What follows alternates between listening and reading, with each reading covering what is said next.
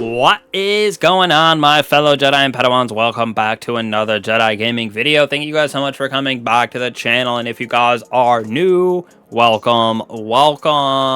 Today we are going over an updated version of the Gyrfalcons, however you say it, chess piece that is absolutely nasty on our Void subclass for our hunter, creating volatility finishers and being invisible consistently. This build absolutely slaps and is even better this season with our artifact and some of those new fragments. So we're gonna go over everything on this build with a couple exotic options for our weapons. Starting us off right here in our abilities, aspects, and fragments, I'm going with Shadow Shot Deadfall. You can go with Mobius if you want. This is more for damage. This is more for ad clear or ad management, if you will. So I chose this and just felt better for the way that I play with this build.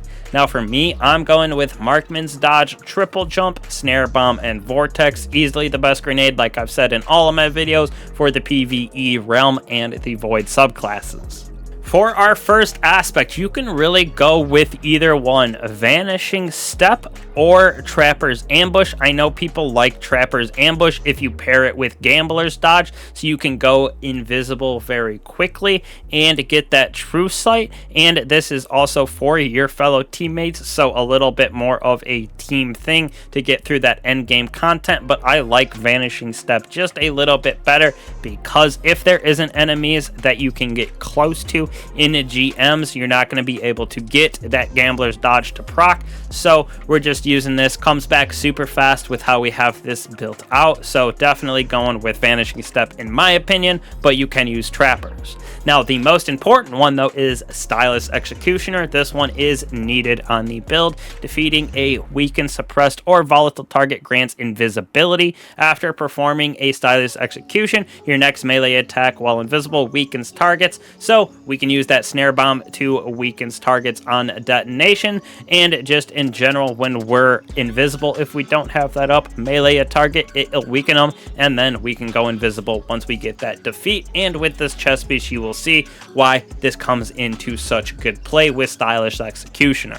For our fragments, we're going to be using a new one called Echo of Cessation. Finisher final blows create a burst of void damage that causes nearby combatants to become volatile. Defeating volatile targets also creates void breaches. So not just the volatile targets from this, but volatility in general is to create void breaches, and we're getting that everywhere with the Gyrfalcons chess piece. And it also has finishers on the chess piece, as you will see. So we're using this in the slot.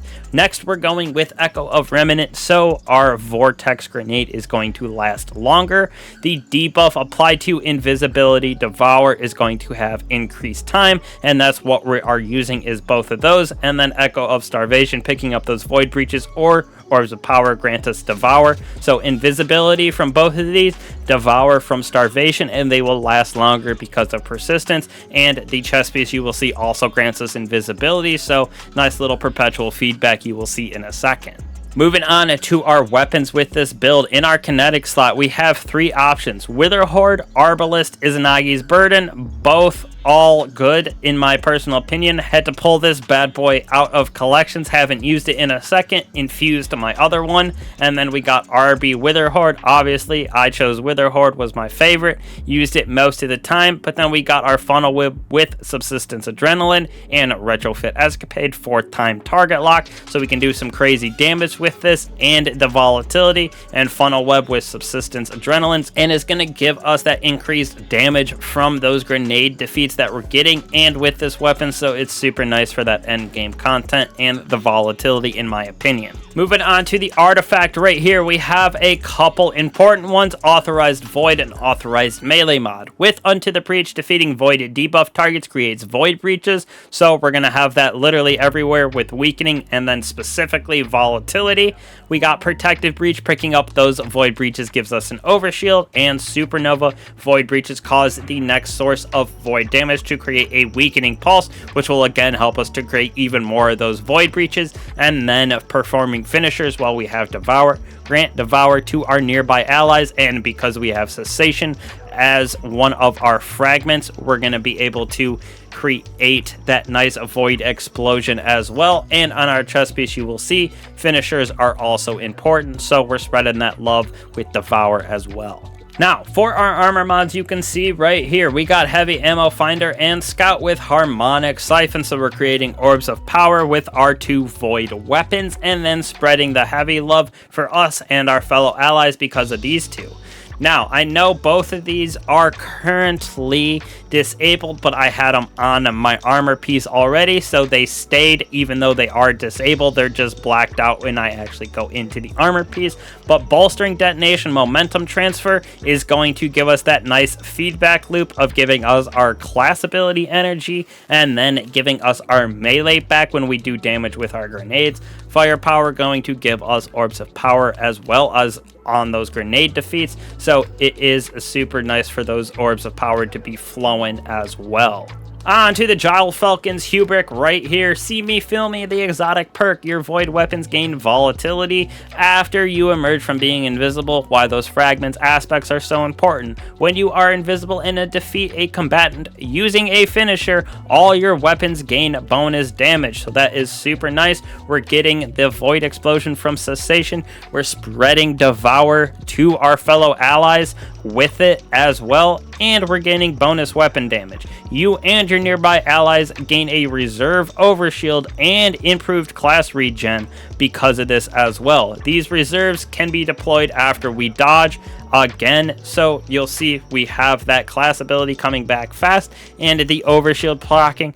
Plus, we're getting volatile rounds consistently because of Stylist Executioner, the weakening, and then volatility. So all of that is going to create that invisibility for us. And then we come out of invisibility with this chest piece, and both of our void weapons are going to have those volatile rounds.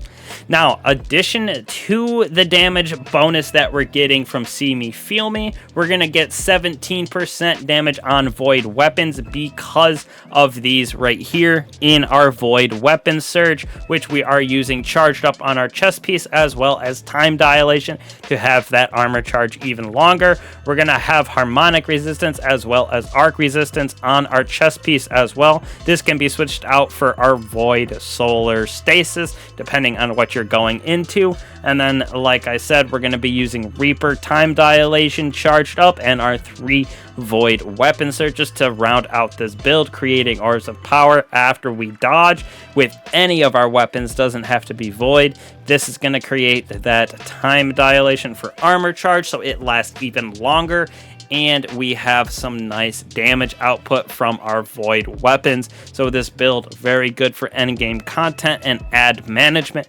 Going invisible basically consistently, having that volatility up also basically consistently with this build is super clutch. Plus, we can weaken enemies with our grenade as well, giving us that invisibility on defeats. And with the cessation fragment, our chest piece, as well as our artifact mod in squad goals, we're going to be able to use a finisher to create a void explosion to give us bonus weapon damage, as well as spread Devour to our fellow allies. So this build is very versatile, can be used in any type of content. Like I've been saying, for a lot of my builds, I try to make them so they are able to go into endgame content with just a little bit of tweaks, weapons and such for champions. But overall, these will work in any type of content, all the way from just a base patrol strikes like that all the way up to your raid dungeon grandmasters. So again, I appreciate all y'all's support.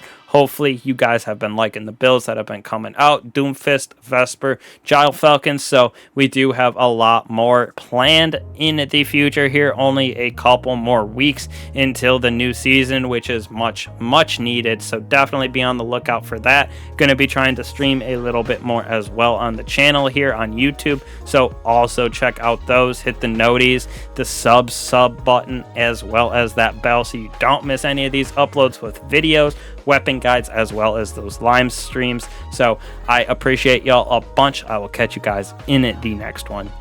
Peace.